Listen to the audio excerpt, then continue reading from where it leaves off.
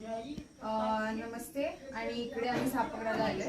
तर येळ्ळूर मध्येच आहे, गावामध्ये संभाजी गल्ली, त्याला गोरल गल्ली पण म्हणतात. कसं दिसलं तुम्हाला ते?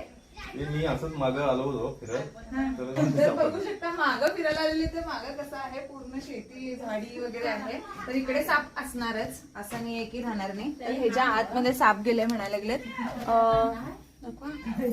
तर ते बघा, तिकडे धामण आहे आणि बिनविषारी आहे धामण. आणि बघू शकता ते कसं जायचा प्रयत्न करायला लागले. एवढं सगळं काढून पण ते इकडे येत नाहीये किंवा काय करत नाहीये. तर मी ह्या स्टिकच्या मदतीने त्याला असं बाहेर काढायला बघतो आणि असं यायला लागलाय पण तो बाहेर. आणि हे बघा,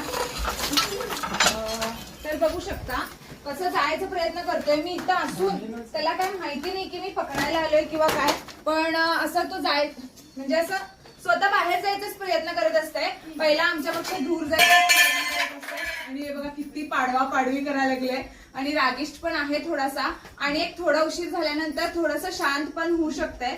आणि असं तोंडावरती वगैरे अटॅक करायला बघत असतंय. असं त्याला धावण म्हणतात. त्याला बिनविषारी साप आहे.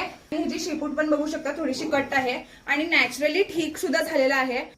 म्हणजे मुंगी लागून साप मरतो किंवा काहीतरी जखम झाल्यावर त्याला मुंगी लागतात आणि मरतात असं म्हणतात, पण असं काही